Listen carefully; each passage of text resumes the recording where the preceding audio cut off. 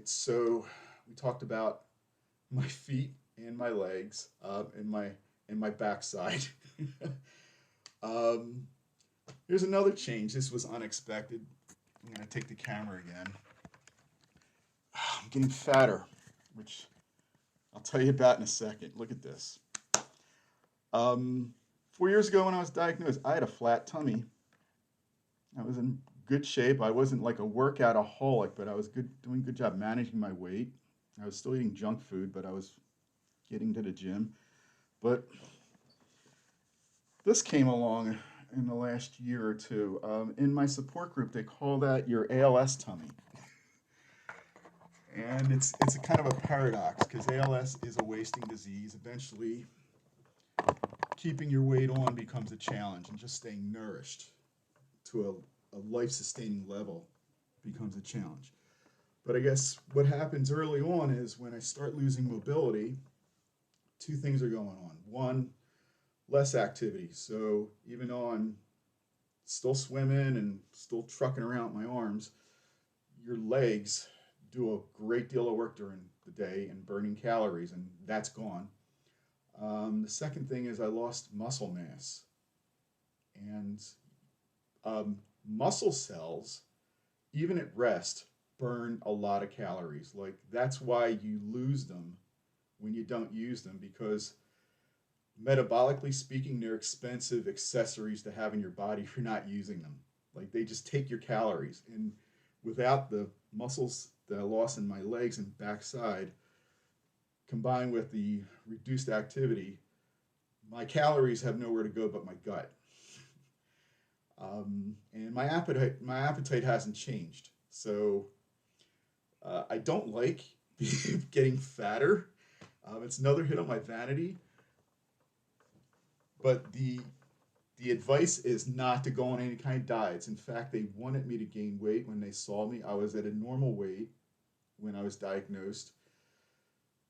Heavy people with ALS seem to have the greatest longevity. I guess it's like storing fat up for the winter. So the advice is don't do anything. Just keep eating. You should be grateful you have a normal appetite. So I'm going to be grateful. I'm not going to like it, but I'm going to be grateful. Anyway, so those are the biggest changes. Another change, and this is not totally. I don't know if this is ALS. But, it's just like a collateral change. I'll call it. I'll use that term a lot. There are things ALS is doing to me directly, and then there are other things that are happening as a result of like the reduced mobility, not specifically related to ALS. A collateral change is my arms and shoulders have exploded. I'm gonna flex my muscles a little bit, and I was in good shape, fair shape, I'd say, before ALS hit me. But I guess using my arms a lot more to do things, they've just exploded. So I got that's a plus, I guess. um, and again, my case is unusual. ALS, it hits people usually a lot faster than it's hitting me. It progresses a lot faster, and even though it kind of starts in one place, it moves. It just starts to take over the rest of your body. In my case, essentially, I have no ALS. I'm able to detect above my waist. So I'm using my arms a lot more. Before I knew what was wrong with me, when I started having issues with my legs, I made exercise a priority. I didn't know if that would help. I figured it couldn't hurt. So comparing the year before my diagnosis to the year after diagnosis, I'm a swimmer. I've been swimming for about 25 years. Um, Year before diagnosis compared to year after diagnosis, I've doubled my yards in the pool each year. Oh, those two, at that point compared to before diagnosis. So I made that a priority. That may have helped a little bit with the muscle mass up in the upper body. But I'm guessing just transitioning, like I got to use my arms to boost myself off a seat onto another seat, or pump the wheelchair, or for the year and a half, I was putting all my weight on my arms, like to lean on the walker when I'd walk, as my legs didn't have enough power to support my weight. So I think that's explains why my arms look good. I don't know why the ALS isn't up there. There is no evidence that behavior changes affect the progression. Um, I'd like to think so. I'd like to think I'm protecting myself, or my 25 years as a swimmer has done that. Maybe there's a small factor, but the numbers don't bear that out. Like, athletes are getting ALS, and athletes are in 10 times the shape I'm in. So, like firefighters, people who have people in the military, they're actually, for reasons unknown, they're twice as likely to get ALS, and the military is in better shape than your average civilian, I would say. So the numbers don't bear out that you're changing your behavior, increasing exercise is protecting me. Um, I think I'm just lucky. I think the progression, everybody's ALS, they call it a journey. Everybody's ALS journey is different, and this is mine. If someone held a gun to my head and said, I got to give you ALS, you have no choice, but you get to pick what kind of ALS you get. I guess I picked this one. My upper body's still fully functional, so I'm able to take care of myself. And the progression has been slow enough that I've been able to adapt, like different methods of doing things and different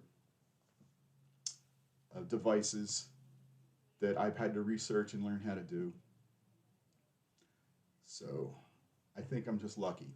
And I'll touch on that point a lot, because I don't want these videos to sound like I'm bragging, and I'll talk about that. Things I've lost, well, walking I've talked about. Standing, I've lost.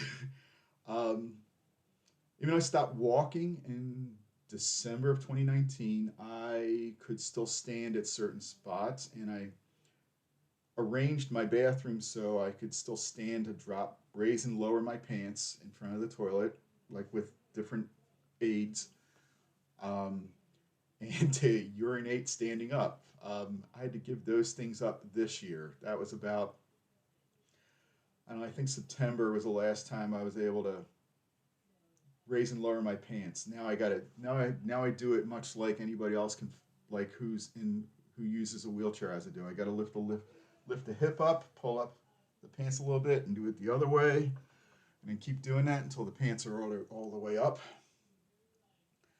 Um, and some obvious things I've lost. Biking. We we used to have these nice multi-family camping trips, and we still do. But one of the highlights of the camping trip is everybody brings their bike, and you just bike around the campgrounds. That's gone. Driving any random car, I've lost that.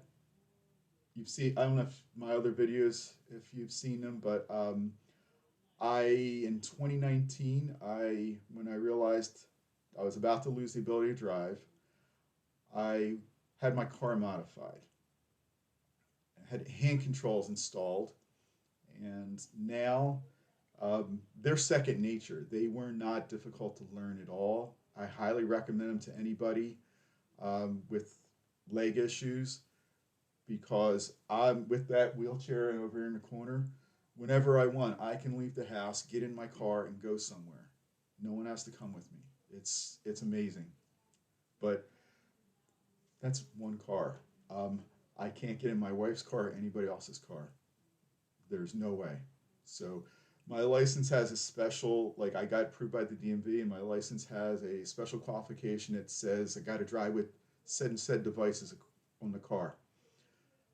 And I haven't gotten stopped since, so no cop has actually asked for that, but I've been in the DMV more than a couple of times. Just they review my case each year to see if I'm still good to drive, and my doctor's been signing off on it. He thinks I'm good to drive. So